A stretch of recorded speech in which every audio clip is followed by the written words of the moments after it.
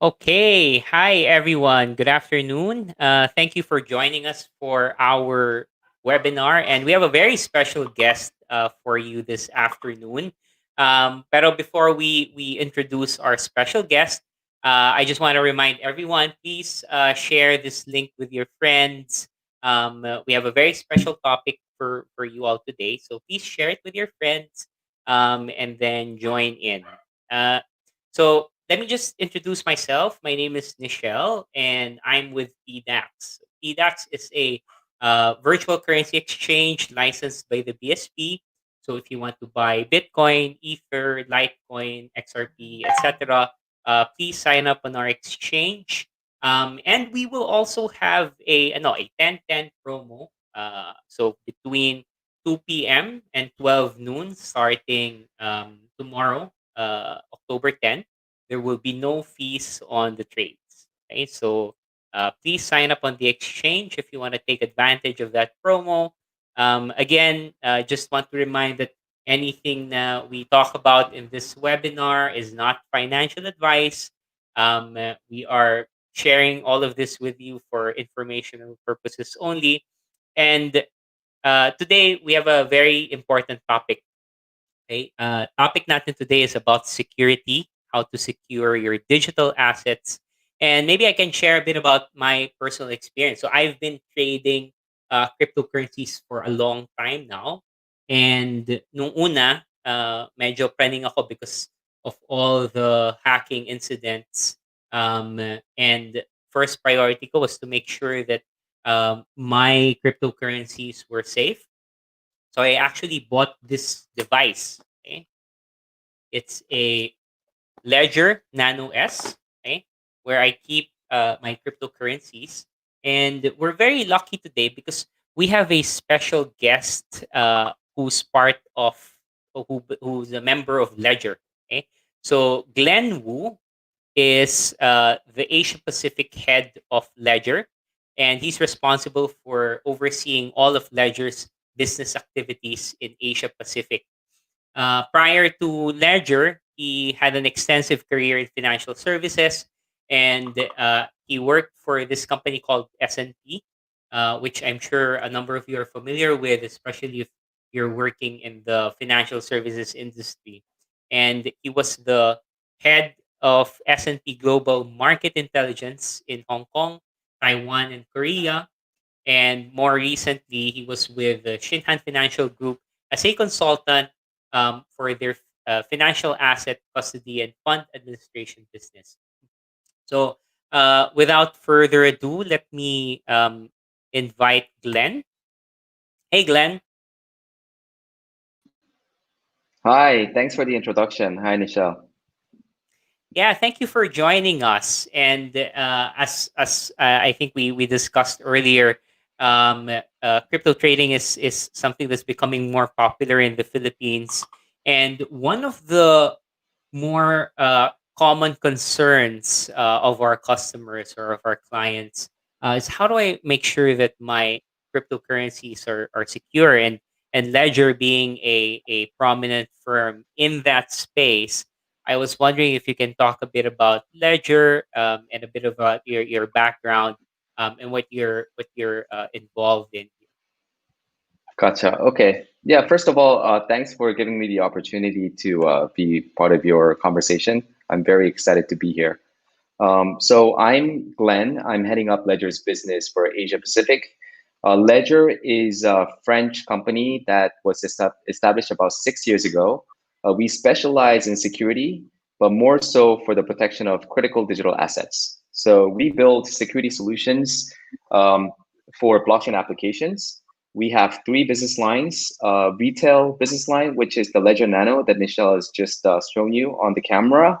We also have Ledger Vault, which is the institutional custody technology that we provide to custodians, exchanges, OTC brokers, and financial institutions. We also have an IoT division where we're leveraging our expertise to protect the machines to machine communication. And as you know, Michelle has described, critical digital data is in the center of the digitization of the world. So of course, your critical digital data when it comes to crypto trading is your private key. So we offer solutions for retail and institutions to store the private keys in a secure manner, so that you can store them at rest, but also sign them very securely when you want to send from point A to B. And that also applies with other type of data, whether it's data that's on blockchain, or whether it's on centralized database or centralized ledger. So that's what we specialize in. And for myself, prior to joining Ledger 2 years ago, I was part of a company called S&P. But prior to that, I also spent about 7 months, working for a Korean government agency based out of Manila. So I have a lot of good experience with the Philippines, and lots of nice beaches, and it's great that I get to kind of speak to you from the Philippines. So it's yeah, thanks for giving me the opportunity once again. Well, I'm afraid we have to explore that a little bit more before we go into the meat of things. So, where did you travel when you were here? I've been to Cebu a few times, Boracay, and I even drove down to Batangas, and took a ferry to Mindoro Island, the White Beach, and Right. those kind of spots. Yeah, I mean, I've even been to Davao for a business trip. Yeah, so I've been to many different area within the Philippines, and I love the beaches. I love the singing culture. So I love those outdoor, bars where there are singers, and cheap beers, and that's kind of like the culture that I miss there. That's amazing. So probably you also went to Puerto Galera and Mindoro. Obviously, Boracay has always been super popular. Cebu, can't get enough of the food for sure.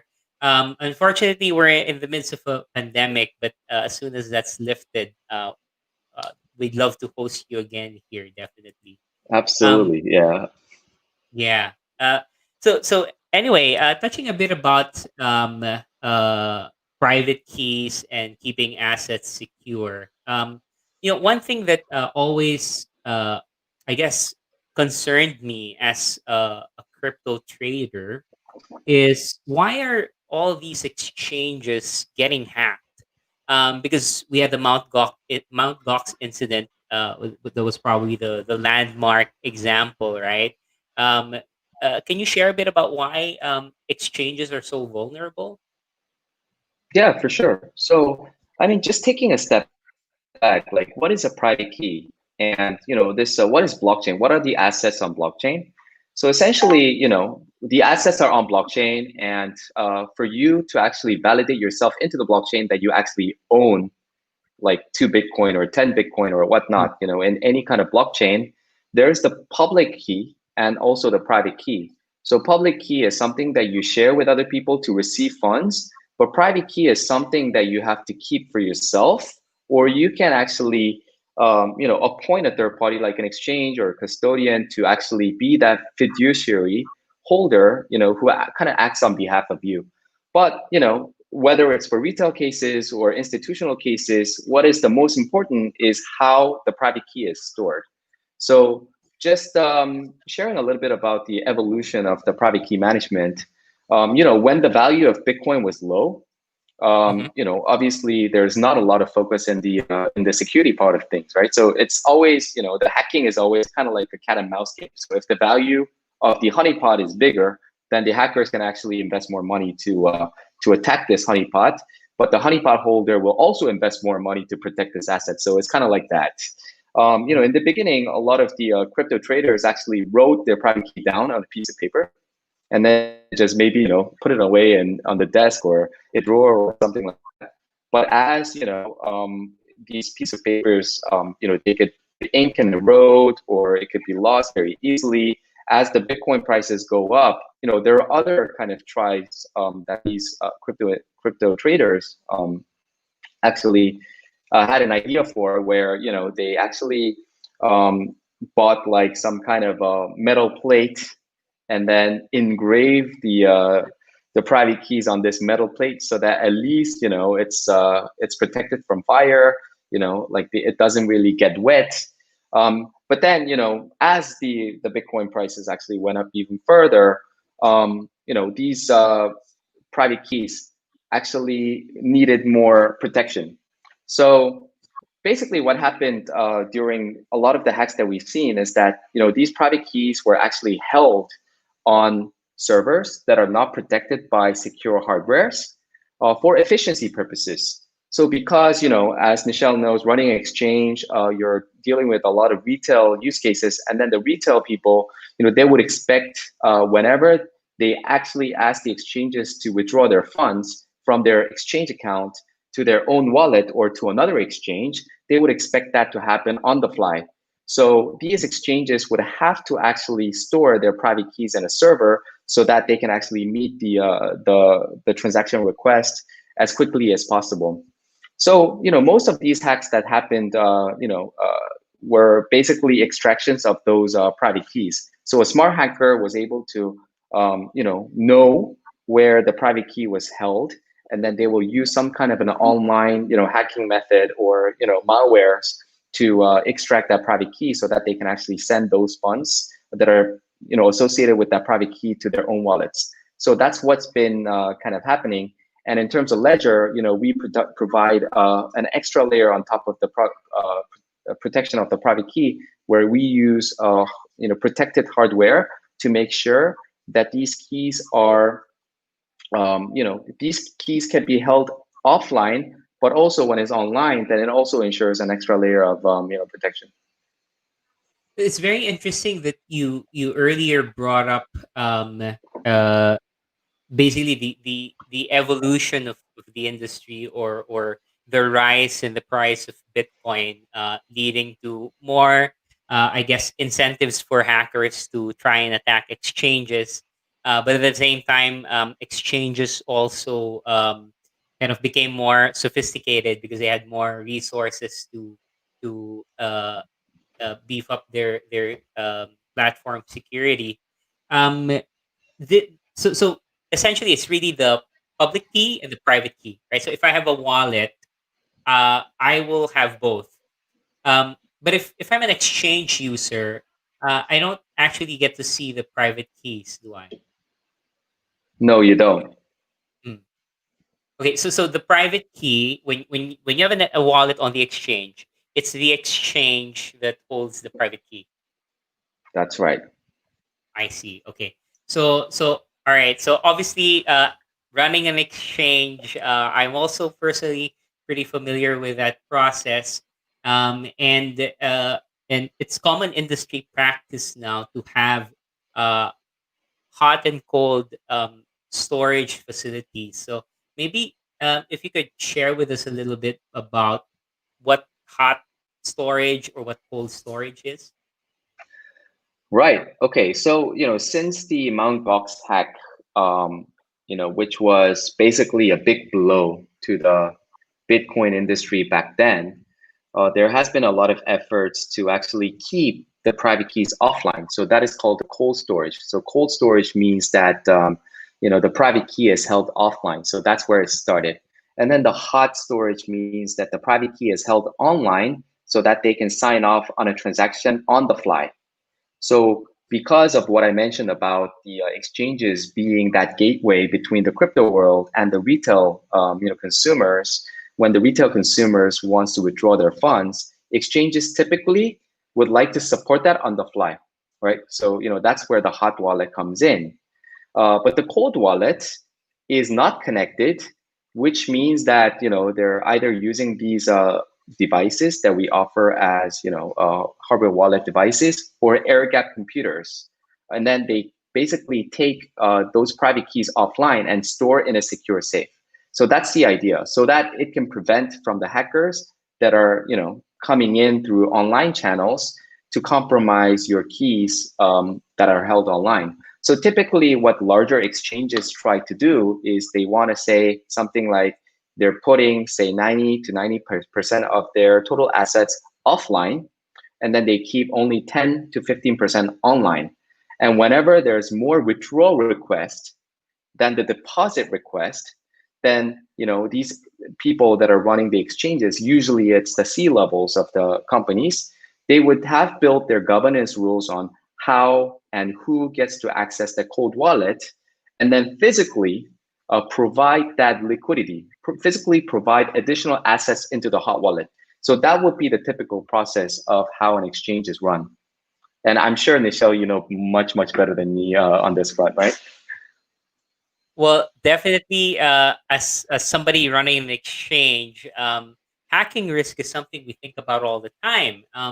So I think for us, at a minimum, we really had to implement cold and hot wallet solutions. And in fact, we I think industry standard now is also to procure insurance uh, on on um, on your wallets. I guess to touch briefly on that, is this something that you commonly see also across other exchanges?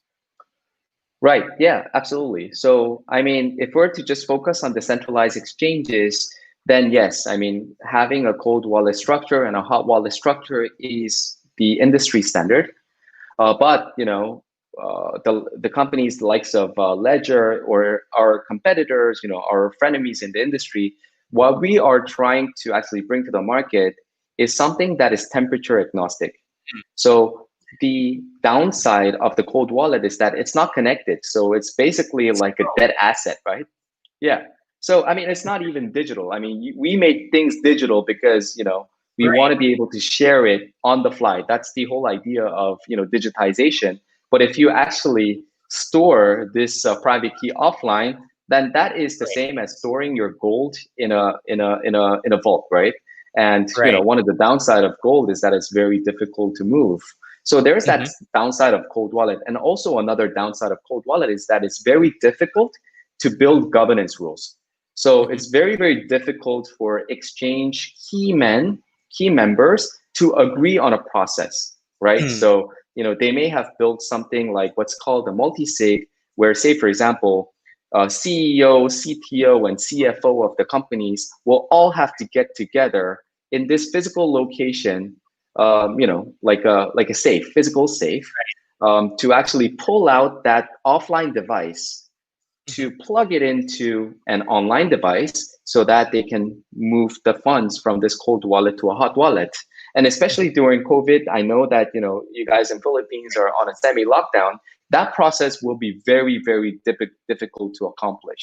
So that is also a downside of a cold wallet. Governance process is tough, and then also the asset is not liquid. It's very difficult to move the assets. The downside of the hot wallet is that it's not protected, right? Right. So a smart hacker, if they know how much money is held on that hot wallet, and if they know the location of the server, then they can give it a try. They can actually give it a try at actually extracting that hot wallet. So there is that clear downside for both of the options. Now, where the industry is actually heading towards is temperature agnostic wallet, where it's a connected wallet, but it provides the same level of security as a cold wallet, but at the same time it provides the same speed or same level of liquidity as a hot wallet.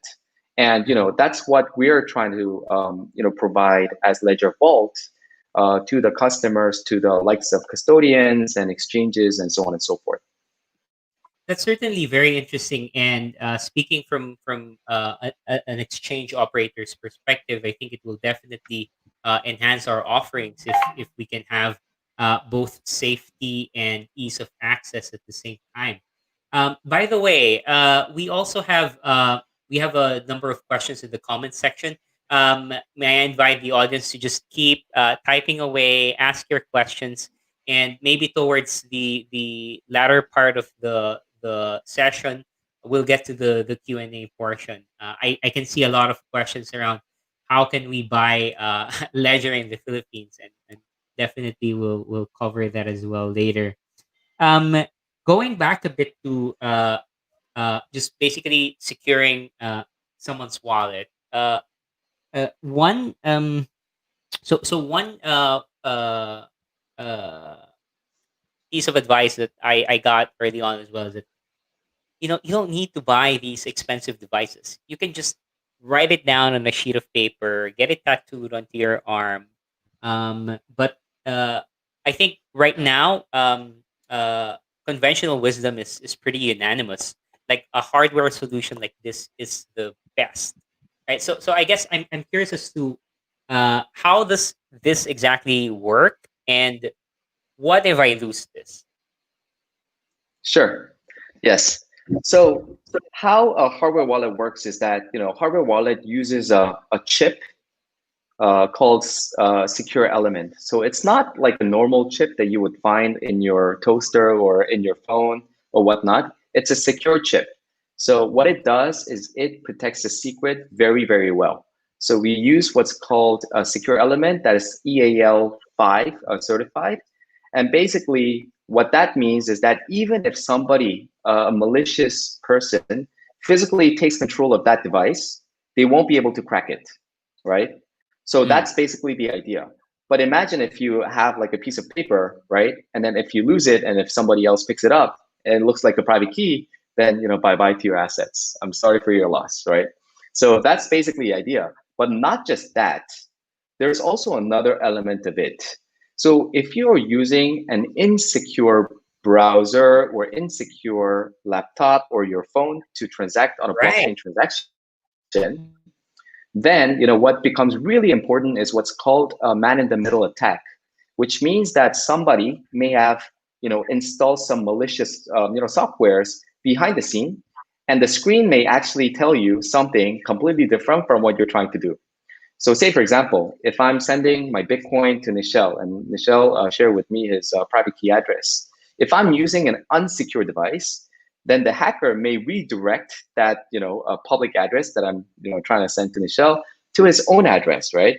And then I'm just blindly signing on that transaction. Right. What the hardware device does is that it's got a secure screen. So the screen, that secure screen, will always tell you what is going to be signed into the blockchain, whereas your computer screen may tell you something different. So that is another very important factor of why a lot of you Mm. guys should use hardware wallets to protect the assets that you own on blockchain.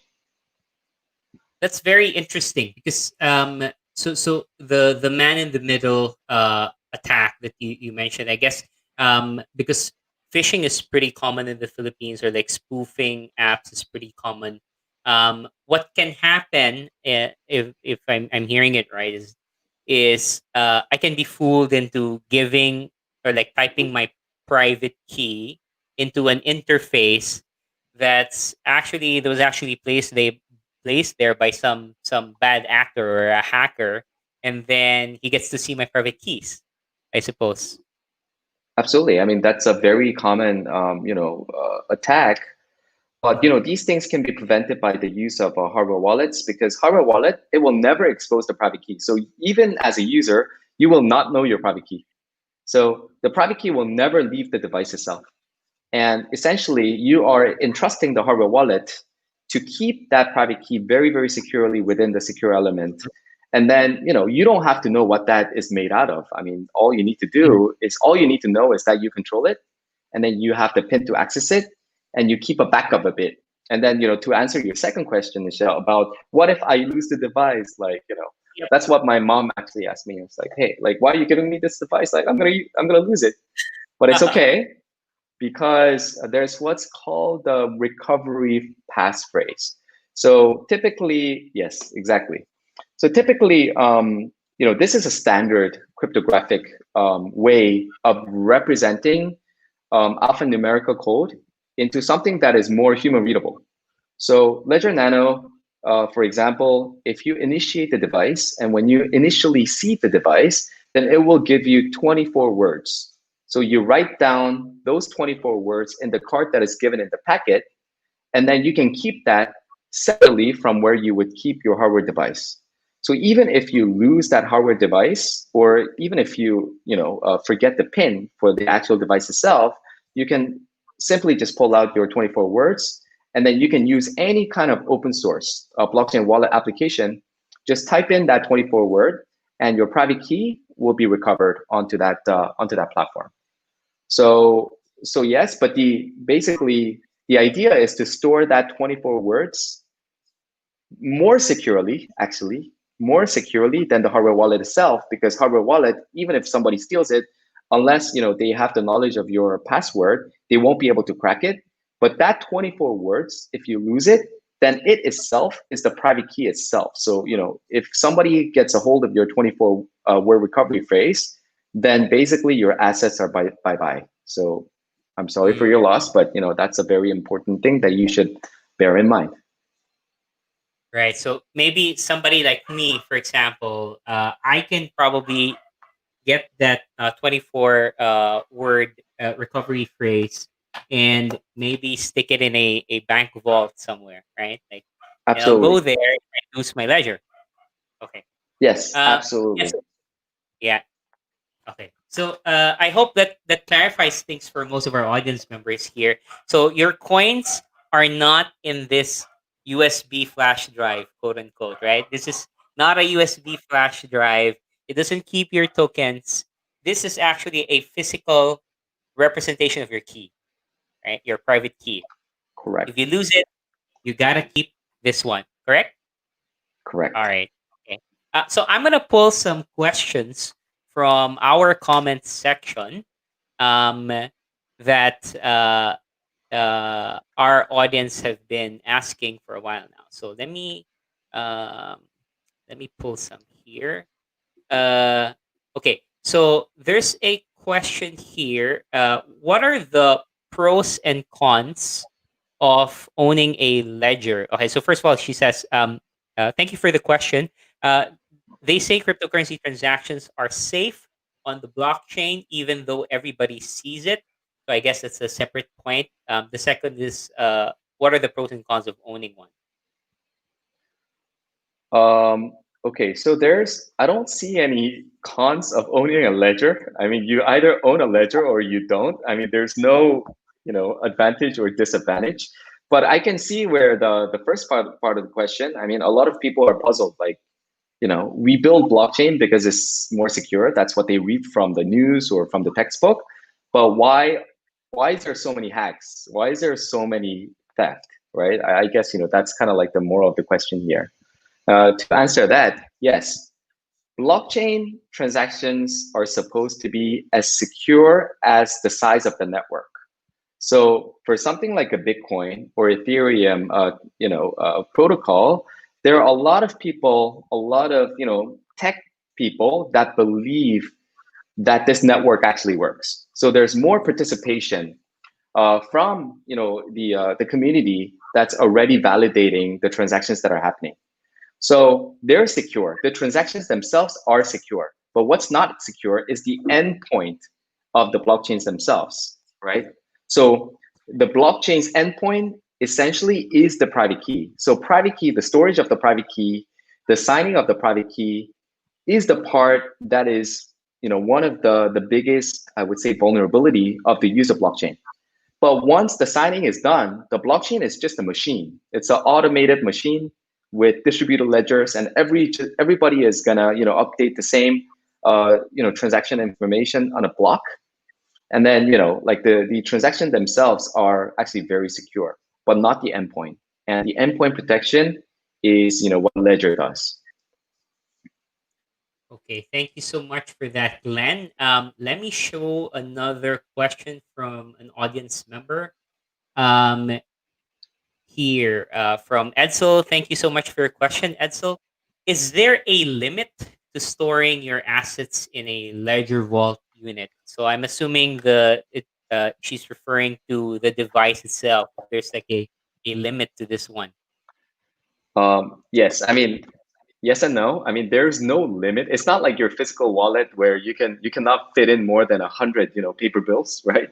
So in terms of the asset size, I mean, you can store as many assets as you want, as much assets as you want. So you can store, $1 billion of assets, or you can store $1 of assets. It's the same. It's the same private key that the ledger is protecting. Um, in well, like as I reread the question, Ledger Vault. So Ledger Vault is the institutional solution, but I think it works a similar way as Ledger Nanos as well. So yes, there's a limit, to the type of currencies that you can store, right? So, there are so many cryptocurrencies, so many new blockchains, appearing Mm, as we speak. We don't support all of those blockchains because, these blockchains may look similar, but new blockchains are being born every day to kind of address the downside of the previous blockchain. So they're a little different. And as Ledger, we don't know which blockchains are going to be the next Bitcoin or Ethereum. So we have to kind of follow the demand and the business kind of reasoning, as well as also the technology side. So we have to vet out to make sure that the technology actually works as well. So there is limitations to what you can store. But in terms of the major coins that you like to trade, right. most of them I would say are supported. Right. And actually, it's a good thing that you brought it up because I do know that so as I use this, there is an accompanying app called Ledger Live that gets updated with that you guys maintain and constantly update. And so roughly how many types of tokens or blockchains do you support here now? Would you have Um, a rough figure? so So on the Ledger Live, on the Ledger Nano side, the retail side, so Ledger Nano is a machine, and in terms of software themselves, there are two different types of softwares that you can use. So there's a Ledger Live, which you've mentioned just now, which is a native app that Ledger has created, and we kind of maintain it themselves. But there's also third-party applications like MetaMask or my Ether wallet, where these third-party applications are also compatible with Ledger Nano. So, with the mixture of both, um, I mean, we are by far, we have by far the biggest coverage. I don't know how many coins and tokens that we support, but I think it will be a few thousand, maybe 2,000. I would say a thousands, few hundred tokens on ERCs and some of the other, blockchains, and also native blockchain wide. I think a few hundred if we include the third-party applications as well. Got it. Okay, so I think so from based on my experience, you do cover quite a lot, and definitely the most popular cryptocurrencies are well supported here. Um, Let me get another question from the audience. This one's coming from Gigi Malaya. Gigi, thank you for your question. What if I want to sell a crypto that is stored in the ledger? Is it easy to integrate the ledger to exchanges? Right. I mean, there are many different ways, right? So, I mean, I know, what Michelle would like to say here is, okay, you use your ledger to send it to PDAX's, your personalized wallet at PDAX, and then you can make that transaction happen. And if you like, you can kind of bring back the rest of the assets into Ledger Nanos. I mean, that's one way of doing it. But there are also many different ways of transacting crypto that's held in Ledger. So, you can use Ledger Live, and we have a new feature called Buy Crypto, where you can actually use Ledger Live interface itself to engage the marketplace, right? So you can try that out. Or recently, the big DeFi movement. So there has been, I would say, establishment of more Ethereum based, but DEXs, decentralized exchanges. So a lot of these decentralized exchanges, such as Uniswap, they also offer the integration of Ledger Nanos. So you can actually go to their website, and then when they ask you to pair your Ledger Nanos onto their website, I mean, their website is essentially their smart contract. Then you can actually use a decentralized exchange for the transaction of crypto. But from DEX's perspective, you cannot sell your cryptocurrency in a form of fiat currency, but you can do a swap.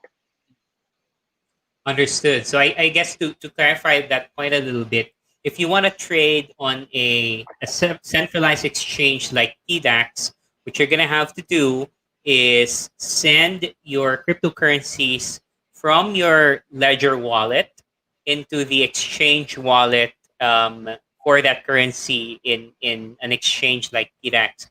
But I think you also mentioned that within Ledger Live itself, you have integrations with exchanges or decentralized exchanges where I can, for example, sell my Bitcoin for Ether or XRP. Correct. Something like that. Okay. All right. So let me pull up another question, and maybe you and I can jointly answer this because I think it affects us both. Um, if I'm trading within PDAX, do I still need to use Ledger Vault? Okay, maybe you can clarify a bit about the Ledger Vault being the institutional offering. Um, on PDAX, the wallets that we create for our customers on PDAX, they're centralized wallets, right? We do have a on the back end. We do have definitely a cold and hot storage policy in place, but to make sure that you are in control of your own cryptocurrencies, it is more secure to store it yourself through something like a ledger or a hardware wallet. Um, we currently are not using Ledger Vault, the institutional offering. Currently, we don't use that. But you can definitely get a Ledger Nano and use that to store your cryptocurrencies. Um, yeah. Okay, so maybe we can also pull up another question from the audience. Uh, where can I buy? Okay, this one's pretty popular, right? So I guess we can talk about it now. And this has also been my experience, right? When I got here, it was very difficult to buy a nano ledger, and uh, I remember having to I think buy one directly from Ledger's website, and then it got shipped to a U.S. address, and then I had it shipped over here. Um, where can we buy this? Yeah. So you can.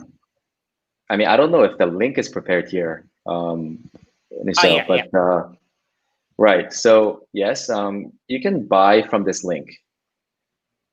So yes, I mean, this will direct you to the ledger.com website, and then you can check out from there. We're shipping to 165 countries. So, but I have to say with a little bit of caveat that, right now, because of all the lockdown, I'm sure you guys know that, a lot of the, these logistics activities is not completely stopped, but it's not functioning as well as before. So there could be a few more days of delay, but we definitely do ship to Philippines. So you should check it out. Click into that link, and then check out Ledger Nano Wallet, and then you can secure your crypto securely. Amazing. All right. So I think yeah. When I ordered mine, I think it took about 2 to 3 weeks. I don't know how the pandemic has changed that, but definitely we recommend to our clients to explore hardware wallets. They're not uh, they're not cheap, but then you get what you pay for, right? In terms of security. So I guess if you're holding large amounts of cryptocurrencies, it would be advisable to have this. Um, okay, so I think we probably can close the session. If there are remaining questions from our audience, please keep typing them into the comment section. Uh, we'll have somebody maybe later on respond to you directly on Facebook. Um, Glenn, do you have any maybe final thoughts on securing digital assets or maybe industry wide? What are you excited about? And that's because our audience here are primarily crypto traders, so they probably are interested in your view as well on where this space is heading. Yeah, absolutely. I mean, I can comment a little bit on the institutionalization of, the crypto asset or the digital asset industry. And of course, we take care of the security part, so maybe I can focus a little more on that. So, I'm sure you guys all heard there was a hack, a major hack that happened about 2 weeks ago. And I'm not going to name names of that exchange, but basically, in my perspective, there has been, some lack of governance, I would say, because they claim that the loss actually happened on their hot wallet, but it seems like unless they have a lot of assets, or unless they have a lot of withdrawal request, having $2 million in a hot wallet seems like it's way too much, right? So of course, hot wallet is required, and despite the fact that the hot wallet could be very easily, compromised, it's still required to provide the level of financial services that an exchange should provide to their users. But what could have been nice is that if there's a proper kind of middle layer solution that could actually provide the liquidity from the cold to the hot in a more efficient manner, then there's no reason for this exchange to keep $200 million in the hot wallet. So that's what we're here to do. So we're talking to Michelle and PDAX on how we can potentially upgrade PDAX's exchange security as well as operation. Basically solving two problems in one go. So like the security problem, but also you know how to kind of move from point A to point B a lot more efficiently. So that's what we're here to do, and we believe that as these security technology for institutions improve, then this asset class is going to go to mainstream, which means that the big banks that the big asset managers that even the governance government sovereign wealth fund or whatnot, they can also start investing in this asset class, knowing that the security at least and the governance side of things are always going to be guaranteed by something that is recognized in the industry.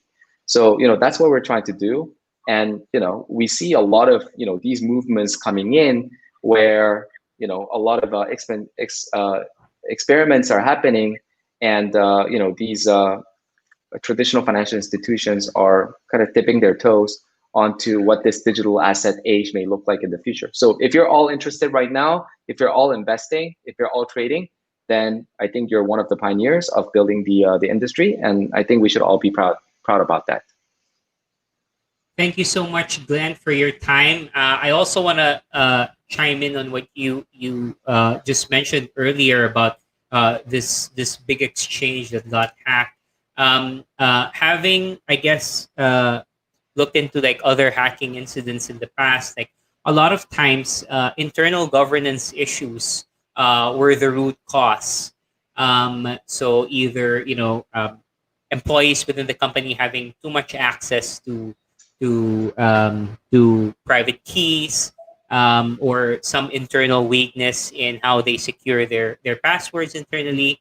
And I think that's a lot. That's a big reason why I would encourage everybody to transact on licensed exchanges. I'm not just saying, believe me, I'm not just saying this because SpeedX is a licensed exchange, but because licensed exchanges go through a review process by the BSP, by the central bank. So we have to comply with certain operational standards that ensure that assets kept on a licensed exchange are handled securely. So please, to the extent that you can, transact only with licensed exchanges. And with that, once again, I want to thank you for making time for us, Glenn. And we look forward to maybe having you also later on sometime in the future. And best of luck to everything that you're doing in the region. Thank you. Yeah, thanks so much. It was really fun, and let's do it again. Thank you, Glenn. All right, Thank you to thanks. our audience. Please stay tuned for our next episode. Again, we We it's a pleasure for us to be sharing all of these important information with you. And please feel free to reach out and comment if you have any other questions about the topic. Have a good Friday